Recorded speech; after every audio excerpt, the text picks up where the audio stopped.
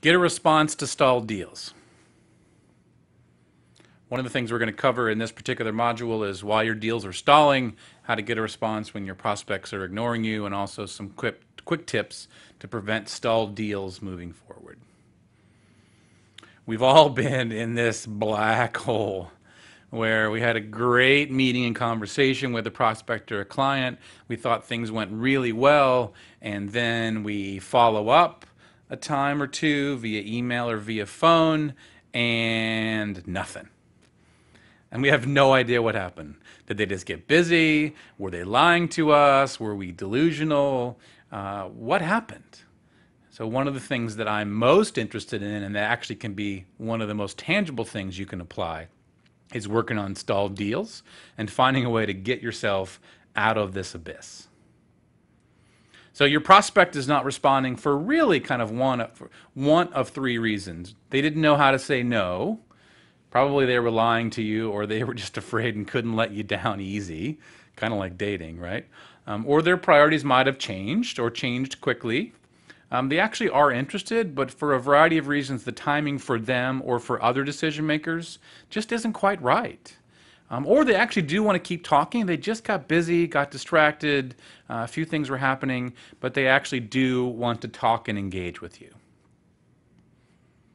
So for me, the goal with installed deals communication that I think is really important to increase our response rates and to not fall into that abyss, first of all, the goal needs to be to get a response. Second of all, the goal needs to be to get the truth. Now, sometimes we don't want to know the truth.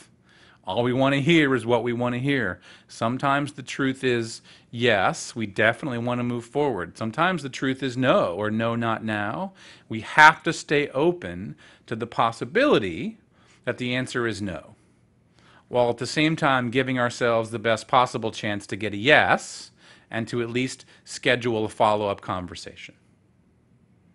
So the key elements that you're going to see in the examples that I'm going to give you here that you can also print up off the site, the first one that you're going to see that you can notice is I want to stick to data. A part of you is annoyed that you haven't heard back. A part of you wants to be a little passive aggressive sometimes.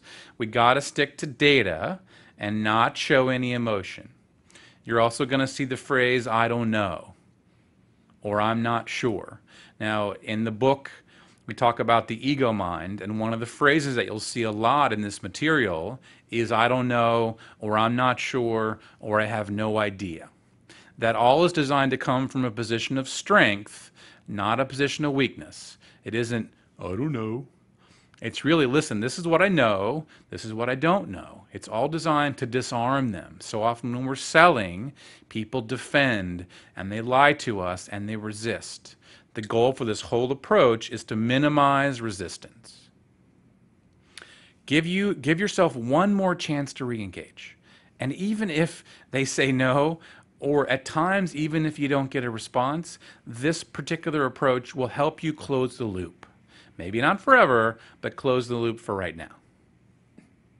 And at the end, every single time in all the examples that you're going to see from me over this series, there's always some version of let me know either way. Here's a couple of examples that are pretty bad. So a meeting happened, a conversation happened, this particular person followed up, and they didn't hear back. They tried again, didn't hear back. So they called him a number of times, emailed a number of times. Here's a couple of examples of what I find doesn't work very well. You can decide if any of this you might fall into the trap of. So I'll let you read this quickly, and then I'll just give you a couple of highlights of what I find isn't very effective about this particular approach.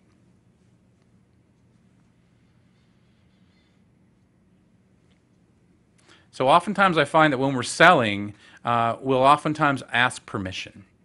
Can we have a call? We'll oftentimes also use the word love. We'd love a chance to work together. I hope all is well. There's a book out on selling called Hope is Not a Strategy. And then here, they're still talking about how they can help them. And for whatever reason, there's no clear next step. They're still pushing. This particular approach, I find, is not very compelling. And back to the dating analogy, usually will not get a response, or will kind of turn someone off or just seem a little desperate even. One more example that I find wasn't very effective. By the way, you'll also see examples of subject lines that I find works best. You'll see in this particular example, I'll give you a second to read it and then I'll give you my thoughts. So notice the exclamation points, notice the thanks for your time, notice sending a whole bunch of information, notice not really having a really clear next step. I mean, the idea of sending a proposal, assuming that we're going to get you the results you're looking for, being kind of salesy, again, exclamation pointy. I just find this is really an old school approach that for most people will not inspire them to get back to you or will not set the right tone for you to be equal V. We talked about the one down V and the equal V. This is an example of some one down language. So I'm going to give you a few examples, a handful of examples of particular approaches that specifically worked and got a response, some of them within about 6 minutes, some of them within a day. So situations where they had a meeting, had a conversation, followed up a couple of times, hadn't heard back over the course of a couple of weeks or even a month or two. They used this particular response and they used this particular template and they got a response. So one of the things you'll notice is the subject line. So in a number of the email examples we're going to do in this series, I have a particular approach to subject lines that I find works well. Typically, if you use their name and use your name, they are more apt to open the email. In this day and age, it's difficult to even know if they got your email. So notice my subject lines. You're going to have access to all of these templates, so you can cut and paste these or print these out via the site, so don't worry about that. And notice the example. So the first part is data. The second part is disarming. I'm not sure if something has changed. The third part is giving them a chance to re-engage and suggesting a very specific next step that's easy to say yes to. And then in the end, let me know either way. It's a really simple formula that I promise if you use this on some of your lingering deals, you will get approximately a 75% response rate when you haven't heard back. You may or may not believe me. All I ask is that you give it a try. Another example, same kind of thing. Look at the subject line. Also starts with data. There's no assumptions here. Notice also in the second line, I use the word might. How the services might be helpful to you. So as opposed to using the word can, talk about how we can be helpful to you, I like to use the word might. It's less assumptive and it disarms. Now, the ego mind thinks that it's weak. I promise you that it's not. And then in the end, specifically looking to have a conversation, let me know either way. And also within the context of the conversation, just letting them know, listen, at the end of our conversation, we should have a pretty good idea if we have a fit. If we do, great. If we don't, that's fine. It's very reasonable. I want to appeal to people's reasonableness. So another example, same formula, take these from the site, cut and paste, make these your own. With the lingering deal that you have, try this formula. If you stick to these key pieces, I promise you, you will get a significantly higher response rate to lingering deals.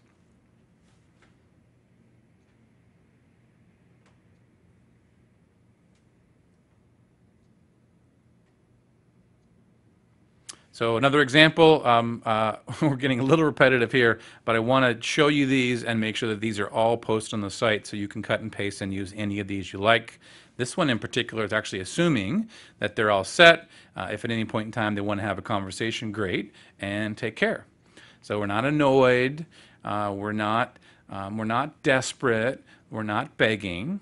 And even an approach like this, sometimes we're worried that this is going to make someone mad or seem rude.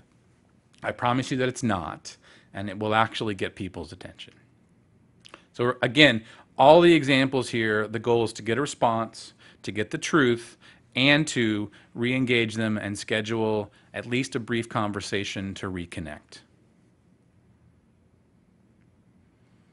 I'm going to use this quote twice during this series. Stuart Wilde wrote a book called Silent Power. And I really like this quote in the context of the dating analogy, lingering deals, chasing people around. When we lean on them psychologically or emotionally, it's a real sign of insecurity. It makes them uncomfortable, and they actually resent the weight that we're laying on them. And they will resist us, they will deny us, they will ignore us, and they will lie to us.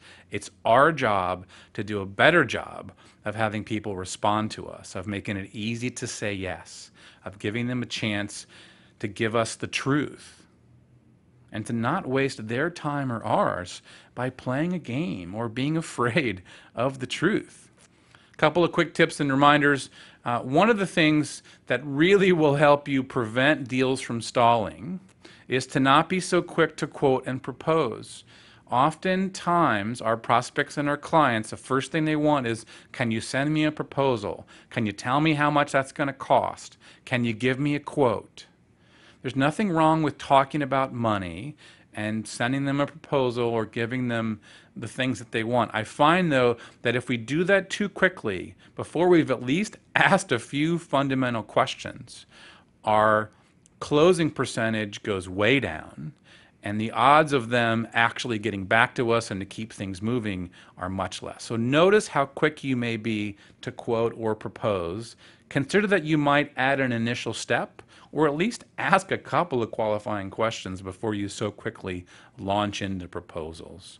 And before we get into those and give them a whole bunch of stuff, let's try to uncover some sort of compelling reason to change. What are they looking for? Why are they looking to change? Why now? We're going to actually cover that more so in the key questions module. And if nothing else, have clear next steps and walk away points. We so often get caught in this soup of ambiguity when we're selling, where nobody's quite clear what's next. And we're afraid to be clear, and they don't always know what the heck they want. And so things are kind of murky and muddy. And sometimes when we're selling, we almost prefer murky to a no. It's like, well, it's out there. It might be possibly happening. I have no idea what the next step is, but there's something maybe there. Become less tolerant of ambiguity. Become less tolerant of ambiguity in your sales process, and make sure you've got clear walk-away points. At every single step, at the end of every single step or conversation or presentation, there's always either A, some sort of next step to keep moving forward, or B, the answer is no, or no, not now. Let's be specific and clear and be willing to give ourselves the best possible chance to get a yes, and be willing to accept the idea that the answer might be no. So we covered a bit about why your deals are stalling, how to get a response to stalled deals, and some quick tips for preventing stalled deals. I found this was a nice little snippet from the Dakota Indians that I thought was extremely relevant to the things that we're talking about. They have a whole thing around riding a dead horse, to just basically get off and get a new horse. So often, in government, education, and corporate America, we typically employ strategies like buying a stronger whip, appointing a committee to study the horse, reclassifying the dead horse as living impaired, hiring outside contractors to ride the dead horse, harnessing several dead horses to increase speed, providing additional money training to increase the dead horse's performance. So kind of tongue-in-cheek. In many ways, though, this can relate to a lot of the ways that we oftentimes sell and where we spend our time and energy. Cut and paste examples from the homepage link. Give this a try. Pick 3 situations where you can apply it. Send me any kind of questions or results at my email address that you have. And now you can click back on the top of your browser to the main page and move on to the next module.